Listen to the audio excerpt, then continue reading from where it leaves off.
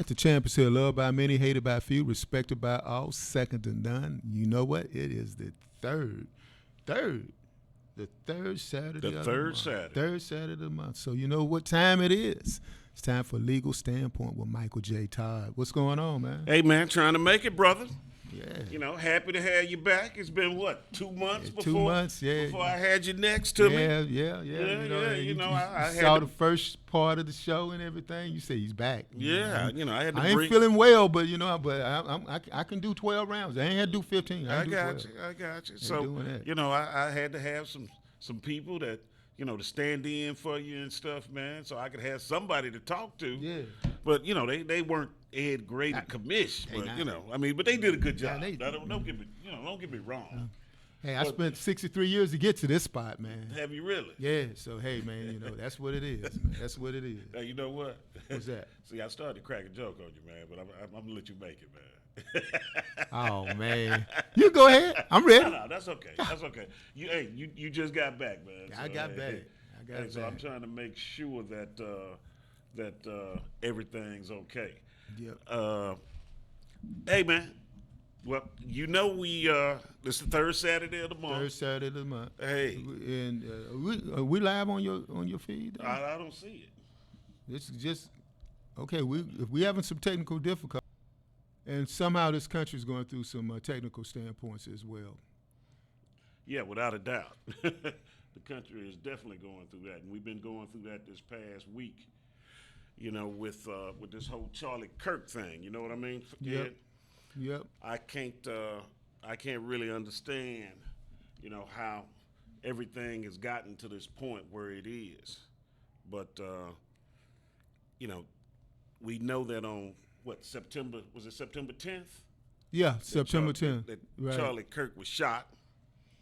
He died. Right.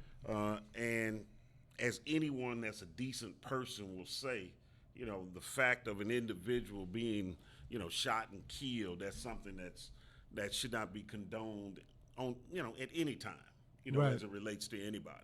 Right. And so, you feel for his kids, you feel for his wife, things of that nature. But you also have to take into account what the person has put out there, what his principles have been, what he has espoused, what he's lived by, as you sit there and try to memorialize or try to honor him. You follow what I'm saying? Mm-hmm. And so we've got a situation here where, you've got two things that are ongoing. You want to be decent as it relates to someone losing their life and the corresponding negative aspects of that occurring. But you also have to be honest as it relates to what he stood for and what his principles were. And so I think that's the whole dichotomy, that's present right now, is that people are saying that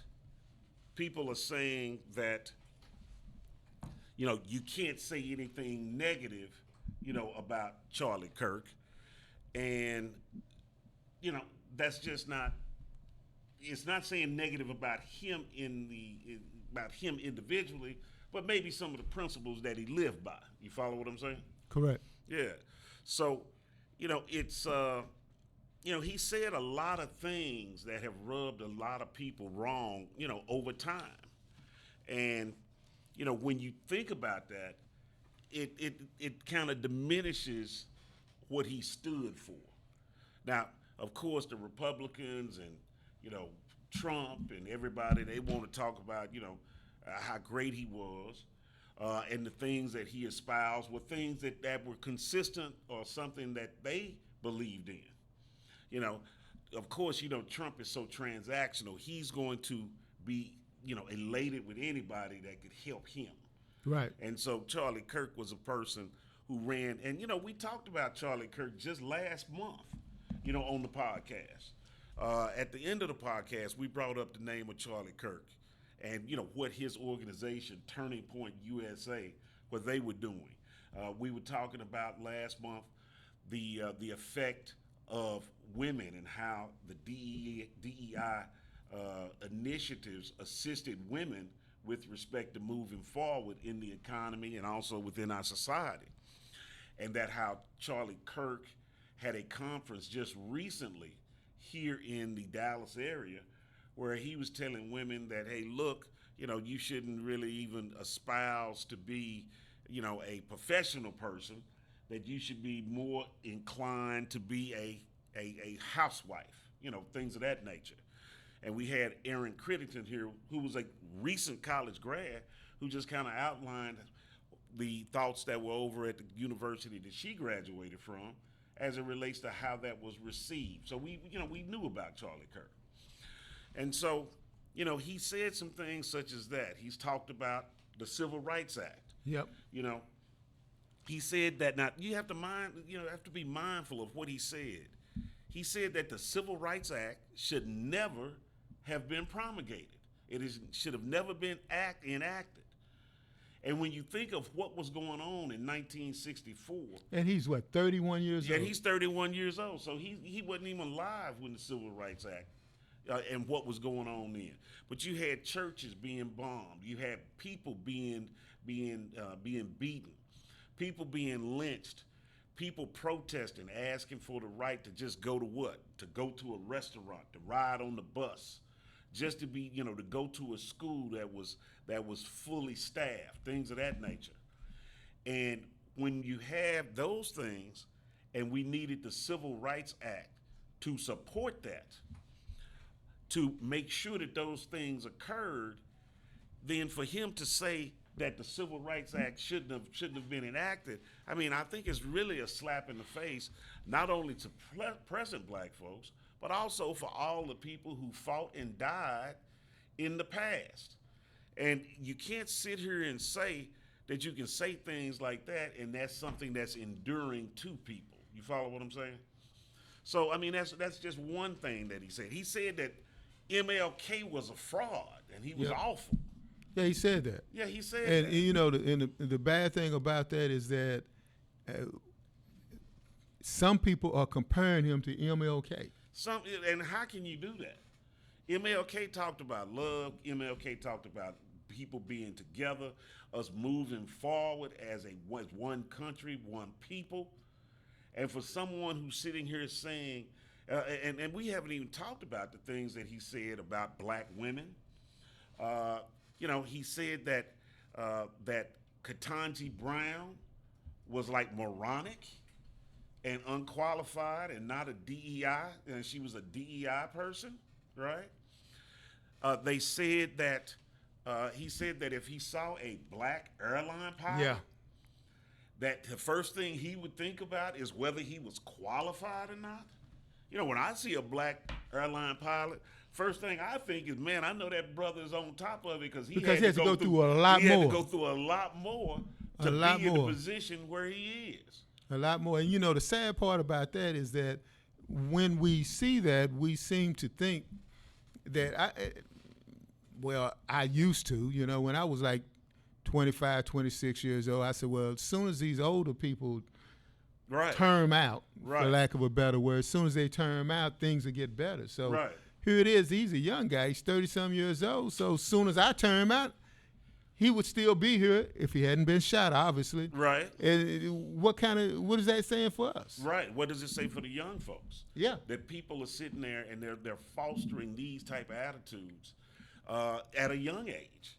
And it's kind of like, when you don't know your history, you're doomed to repeat it. Right. And so from that standpoint, we have this whole situation where there's a resurgence of individuals that are trying to take us back. The whole thing, of course, the chief, cheerleader is the Grand Wizard. Is that what I call him? Yeah.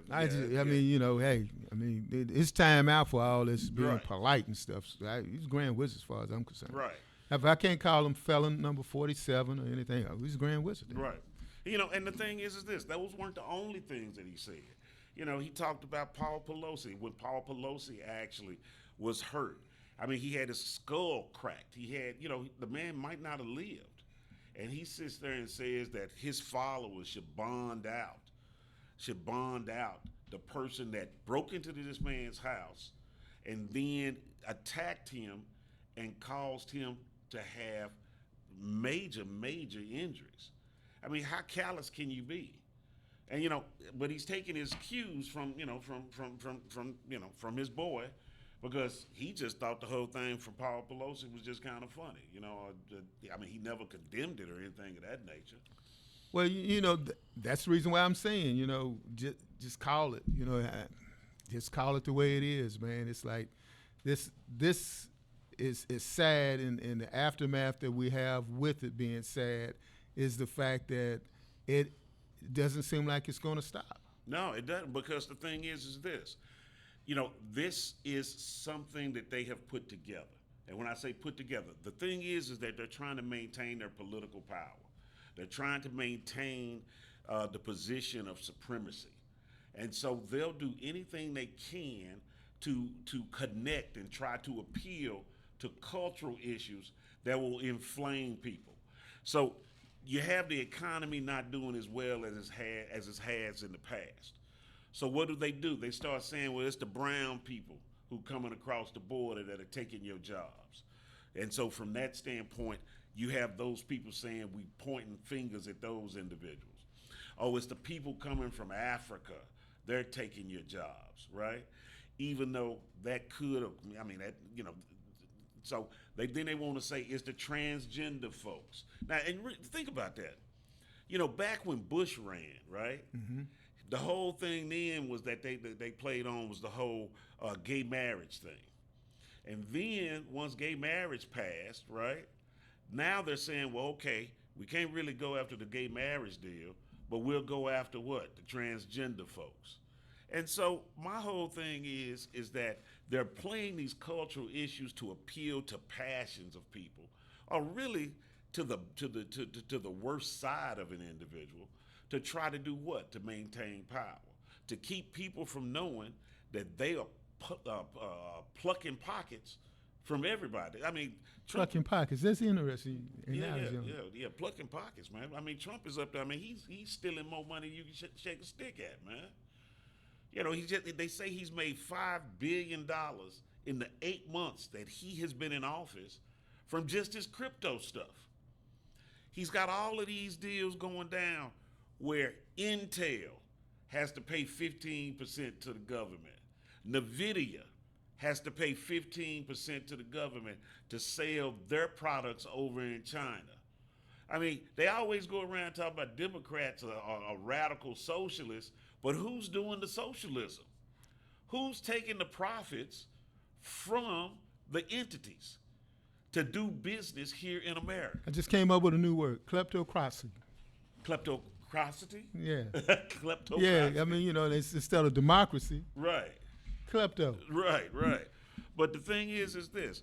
But, we've got They're stealing. Yeah. Oh, they're stealing like a champ, man. They're stealing like a champ. But the deal is that, we've got this situation, and they have really just used this whole Charlie Kirk situation to just really try to accelerate their power grab. And the thing about that is that, as I said earlier, he was shot by a Mormon, a transgender Mormon. Right. But HBCU schools were targeted. Right. Initially. Well, but the thing is this, you know what? But when I read the letter that was sent to the HBCU schools, I think they were trying to say it was more so about the little Ukrainian girl that had gotten killed on the train. Ah, that's what that was about. That was about. Right? Oh, so it wasn't with Charlie. Well, it wasn't with Charlie. It just happened to be after Charlie, the day after Charlie got shot. But the letter referred to the Ukrainian girl, which I think is just kind of, it's I'm not gonna say funny. The fact it's ironic, right? Because the thing is this. They're all up in arms about the Ukrainian girl who got killed. And, I'm sorry about that. That happened to her, right? But the thing is that on the flip side, they don't even want the Ukrainians to come here. You follow me? We're not supporting them at all. So the Ukrainian young lady was a foreigner who was here through immigration. So they're saying that all the foreigners got to go, but they're upset that she got killed. I mean, it's like I don't. It's inconsistent, with what they've been harping about. Now, of course, like I said, the girl shouldn't have been killed, but they're also trying to play it up. The guy had extensive mental health history, but what they're doing, they're putting up pictures of the brother because he had dreads, right? He looks black. Yeah. Because he is black. He is black. Yeah. And so he's got dreads, and then they put her. She was an attractive young lady, right? They put them together, and then they were like, she should have been living except for him. So they really Willie Horton, making the Willie Horton deal, as it relates to, it's the black folks. So that's why we took over D.C. because of the crime, things of that nature. And he's just trying, he being Trump, is just trying to keep your eyes off of the ball of what's really going on. So what's really going on? Well, the thing is this: the economy's not doing well. I just saw a deal for a group of farmers in Arkansas. Mm-hmm. Man, they were going off, talking about the tariffs, talking about, hey, look, he's talking about we don't pay for the tariffs. He's like, I'm paying for this when I'm trying to get parts for my combine or my tractors, to double from what they were last year. We're paying this stuff. And if we don't get some help soon, we're going to all go under. We've got, the inflation is going up. He gets up and tells people that, the inflation's down, your groceries are down, and people going to the grocery store saying, where you shopping at? Yeah, where you shopping? Because my groceries going up. So he's doing all this stuff to do what? To deflect, to keep people from being focused on what's really going on in the country. So you think it's working? Well, I think it's working, but I think right now he's starting to bite off a little bit more than he can chew. Sometimes my mom used to say this, man. She used to say when somebody was doing too much, she was like, he getting too cute. Mm-hmm. And I think that's what's going on, because what he has done now, based on Charlie, it's just been a assault on individuals that he says are left-wing individuals that are causing violence in this country. And that's totally not the case. There has been violence on both sides, but there are studies that show that the right-wing violence has been more prevalent in this country versus left-wing violence. And how do we know that? Do you know that? I don't know. There was a study which was on the Department of Justice website, all right? And this was by an organization within the Department of Justice, which is called the National Institute of Justice. And they have done a study as it relates to left and right-wing violence, all right? They have indicated that since 1990 till to this day, that far-right extremists have committed far more motivated homicides than far left or radical Islamists, including, this is right-wing people. They have committed 227 events since 1990 that have took more than 520 lives. No one's reporting this. Right? No one's talking about this. Okay. From the far left since 1990, there have been 42 incidents. 520 to 42, right? And of those 42, 78 people have lost their life, right? And then what we have to do is, we know it's not true. We just saw 1,500 folks on January 6th just ransack the Capitol that he has pardoned that were right-wing people. So much for law and order. Right. We have seen, as we just stated, Paul Pelosi being attacked. We have seen the attack on the FBI. You remember the guy that went to the FBI, I think it was in Alabama somewhere, where he attacked the FBI office? Right? They ended up killing him. But, those things are happening. Political violence that is occurring on the right side. But he says none of that is occurring even though the stats show otherwise. Now, let me tell you something that's really funny.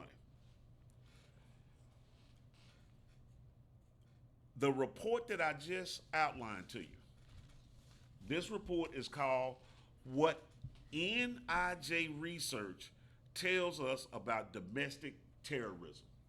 I've seen this report before. It's been on the DOJ website for a while. Uh-oh. Right? Uh-oh. Something ain't going to be right. Charlie Kirk was killed on September 10th, if I'm not mistaken. Trump came out the next day saying that it was more left-wing violence that was occurring in this country, right? I just read you that this official DOJ report says is right-wing. Right. On September 12th, listen to me, folks. On September 12th, this report, which had been on the DOJ website, disappeared, was removed, taken off the website just this week because it is inconsistent with the narrative, with the political narrative. And when we get to the point where we're just more concerned about the politics of the situation versus the facts, then we've got a real issue that's going on in this country. Real issue. And that just shows you, when he's talking about, oh, it's the left wing, it's a left wing conspiracy. We need to bring the law, we need to bring a RICO action against George Soros. They're doing all of these things to try to evade the fact that the right wing is the one, and he is the one that is fomenting all of this violence that's going on in this country. He tells people all the time, oh, get that guy out of here, punch him in the mouth. Right. I'll punch him in the mouth and I'll pay your legal bond. Fees, yeah. Right? Mm-hmm. He tells the police officers, oh, don't be nice to him, rough him up a little bit, right?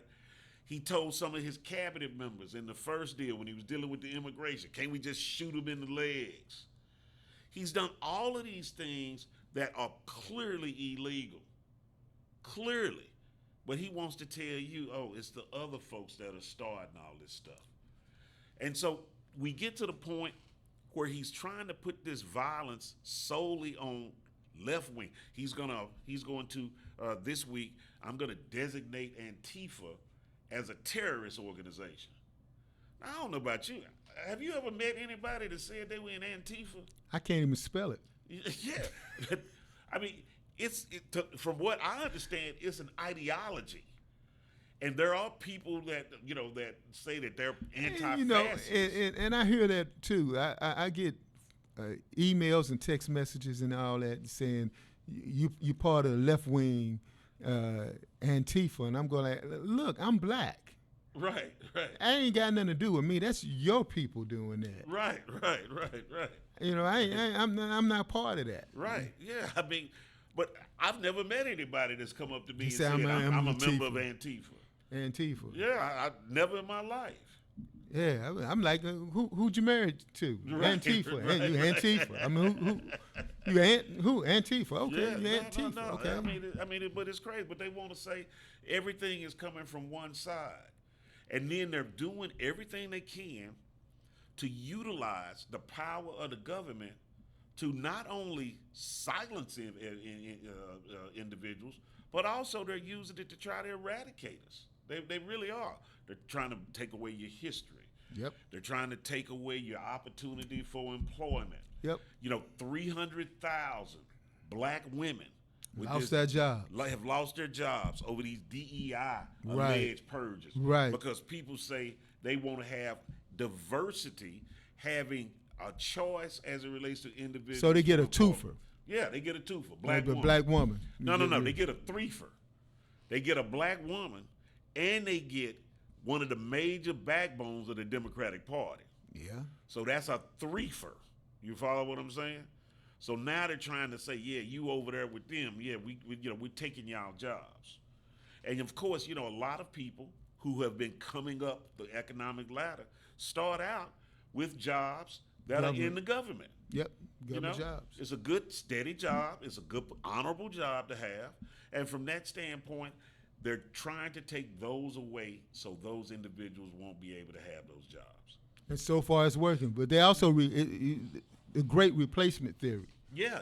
Because what they're doing now is they take the jobs from black women and they give them to white men. Right, and that's what's going on.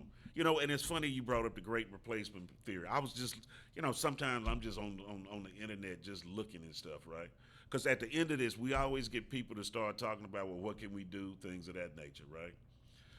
And I was looking at some stats today about the demographics of the state of Texas, all right? And I've looked at the Hispanic population versus the white population. But today I saw some figures that had everything, right? So when I say everything, the white population in the state of Texas is 39.2% of the population. The Hispanic population is more than that.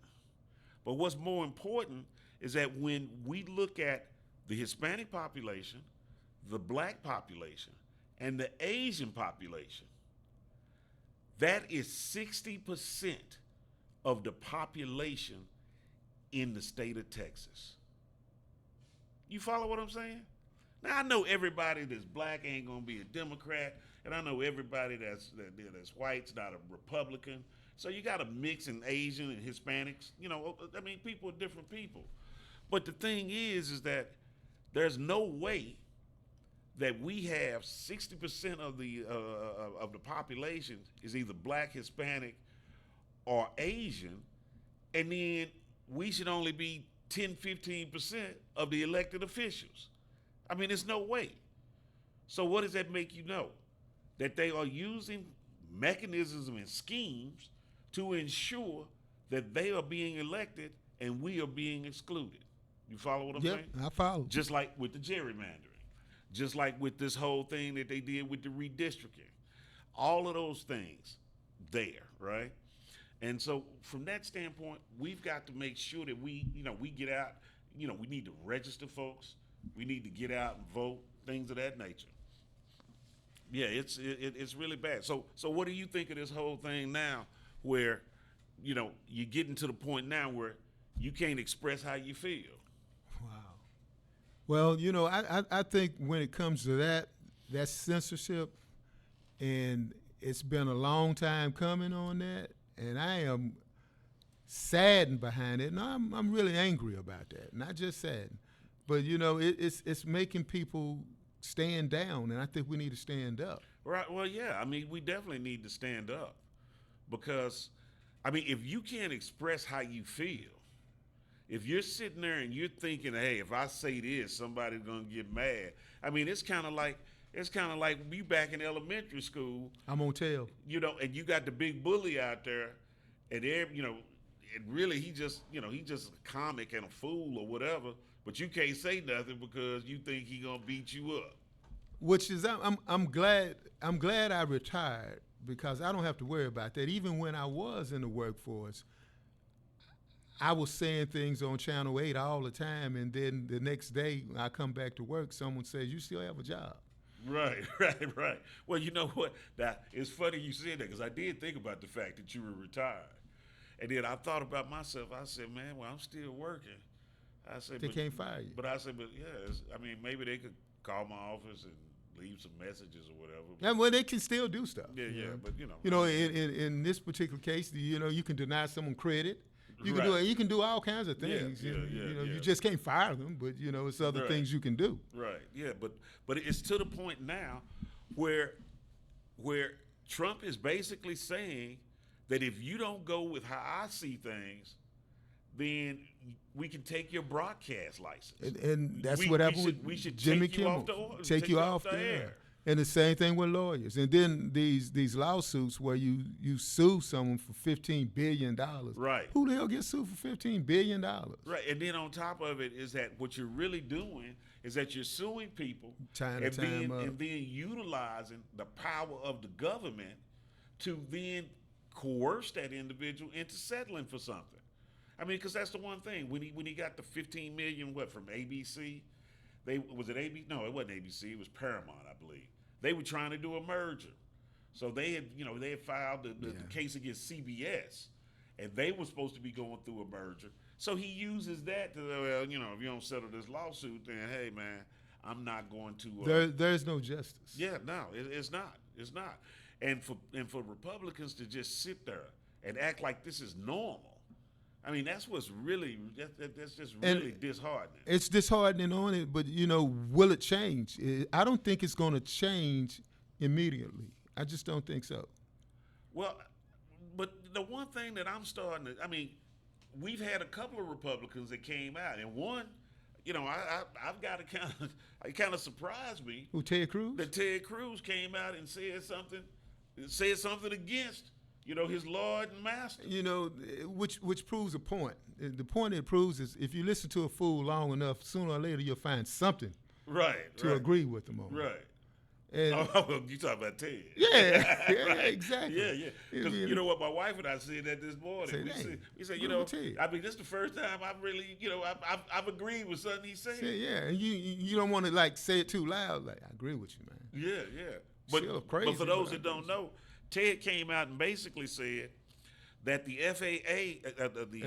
FCC commissioner, who came out and said that they could take Jimmy Kimmel off, they could do it the hard way or the easy way. Yeah, it sound like gangster stuff. Oh, that is gangster. You can do it easy or hard. Yeah.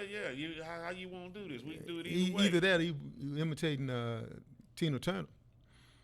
Tina Turner?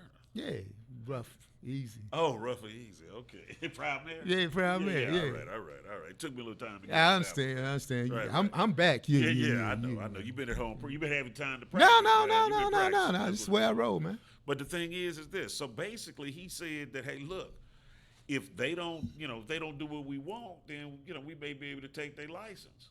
And so Ted Cruz actually came out and said, hey, that really sounded like some Goodfella type stuff. Yeah. That was something that was out of the movies. I mean, it had to be. Yeah, it was inappropriate. Yeah, because he's doing entertainment, so he that's what he did. Right. Yeah. So I know they get the boss's attention. I do say it like right. that. I mean, but the thing, what did Trump say when he heard that? When they asked him about it, he said, "Ted's wrong. Ted's wrong. Lying Ted. Lying Ted is wrong. Yeah. He's wrong." Tom Tillis, the Republican, came out. North Carolina. He came out and said that it was wrong. Yeah, but he's retiring. So they're not going to really listen to him. But the point is, are there going to be any other Republicans that are going to come out and say that? Because, Republicans are supposed to be what? They're supposed to be, we're conservative. We're following the Constitution. What's that? We're for personal liberty. What word was that again you used? The Constitution. Yeah. You threw me off with that one, man. What is that? Yeah, that's that document that we're supposed to be following. Ah, that one. Yeah, that document that's supposed to outline. Yeah. Because one of the arguments that I've heard the Republicans say is that, well, they could take them off because, the conversation or the programming is supposed to be in the public interest. You've heard them say that? Mm-hmm. And so the thing is, I mean, that's kind of funny to me as a lawyer when they sit there and say, well, that should be in the public, it should be in the public interest. Well, public interest, I've never seen that in the Constitution as it relates to the First Amendment. It doesn't say you have a right to free speech if it's in the public interest. It just says you got a right to free speech. So public interest has to be something that is in one of two things. Either it's in a statute or it's in some regulations, right? Now, the law follows what we call hierarchy. The top dog, the top thing to follow is the Constitution. And the statutory law has to be consistent with the Constitution. Regulations have to be consistent with the statutory grant of authority that was given by Congress and also with the Constitution. So the Constitution, for those of you that play spades, is always the trump card. I hate using that word. Oh, man, yeah, I forgot that. But that's what it is. It's the trump card. And so in that situation, public interest does not override a person's First Amendment rights. It doesn't. It can't elevate to that point. Now, that sounds like somebody discovered some fly word. They say public interest. Right. They don't even know the definition of it. Well, but the thing is that public interest could be in the statute, public interest could be in the regulations. But you can't use public interest to negate a constitutional right. You follow what I'm saying? You can't say, oh, well, it's in the public interest that Michael Todd does not have a right to remain silent. Well, yeah, it probably would be in the public interest for me to say what if I'm accused of something. But that ain't how it works. I don't have to say anything. So his free speech right, because one thing, I mean, the right to free speech is in the First Amendment. You follow me? I mean, it's there. It's the first thing. It's the most important thing. And so if you can't have a right to say what you feel, then, I mean, what are we doing in this country? Talking loud and saying nothing. Talking loud and saying nothing. I can't really understand. I mean, things are getting disheartening, I mean, it really is. We have to keep fighting, and I'm really tired of saying that, because we need a win. Right. We need a win, and that's what we need. Well, I mean, the biggest win. We got some elections that are coming up in November, New Jersey, Virginia. Now, one thing we can point to is that there have been special elections that have been going on since Trump was elected. And in these special elections, we have been doing very well. Democrats have been doing very well. Even in districts, I think it was, I can't remember what state it was, but it was a special election last month. Iowa. It was in Iowa, you're right. It was in Iowa. And Trump had won that district by 10 points, I believe. And it was a big swing. The Democrat ended up winning the district. No, Trump had won the district by 10 points. The person that was being replaced had won the district by 12 points. And the Democrat won the district by 10. So that was a 22-point swing. Democrats had lost it by 12 before, and they ended up in the special election winning it by 10 as 22-point swing. So those are the type of things that we have to build on. But, we can't, I get tired of reading all these articles, man, about, and one thing about Democrats, man, they just start piling on each other, man. So all of these articles talking about, well, we don't have a message, we unorganized, this, that, and the other. My whole thing is sometimes you just got to let stuff play out. And I think that Trump and the Republicans are overplaying their hand. The things that they're doing here in Texas, with respect to the abortion issues. Now they're sitting up there, we're doing the whole issues with respect to redistricting. We can't talk about black or Hispanic. Like you can't even have a black student club in high school anymore. Mm-mm. They're firing professors down at Texas A&M for coursework that they're talking about. Mm-hmm. You got people in the courtroom filming folks, right? Turning them in. This feel like Germany, man. Yep, you over here. We turning people in.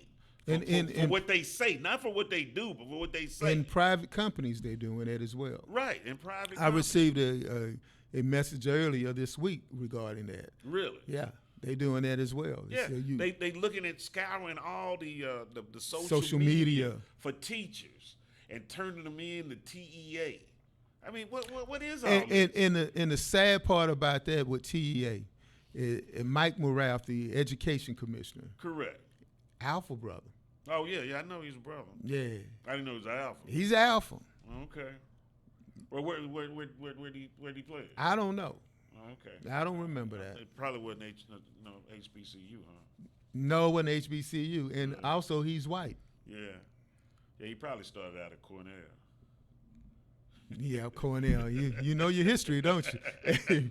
But yeah, but that being said, that's what it is, man. Yeah, and that goes back to where we were going at earlier, because who are they targeting? They targeting black women. Right. Yeah, they are. So now you got an alpha brother. Right. Targeting black women. Right. But you know what? There's some things that, that like I say, the special elections are out there. Those are things that we can look at and build on. And it's not just the cases in Iowa. We've been winning those special elections, outperforming our historical averages by a whole lot. And in the courts, we've been winning as well. And that's what I was just about to go to. This past, back on August 28th, there was a group of individuals, the ACLU, some other organizations, they filed suit here in Texas as it relates to the redistricting. They've also filed suits against the DEI ban as it relates to the high schools. And I really anticipate with some of these firings that have occurred at A&M, at some of the, and it's another college where some people have lost their job over what they allegedly said. I think we're probably going to have some lawsuits that are going to be attacking the DEI bans and the critical race theory bans that are in the collegiate levels, right, here in Texas. And so what we've got to do, we've got to support these entities that are actually filing these suits, because I tell you, it takes a lot of money and time and effort to be able to fund this type of litigation. So I saw within the last month, I saw the NAACP filed a suit here, the ACLU, Democracy Forward, and another organization. I can't remember. But you know what I did with respect to all four of those? You gave money. I went to their websites. I pulled it up. I did a donation to all four. And don't tell my wife this. I made it monthly. Every month. Now, it may not be a whole lot, but if we do it as a group, consistency over time, then it adds up. But those organizations, Democracy Forward, the ACLU, the NAACP, and I can't remember the last one. I think it may have been the Latino organization. I have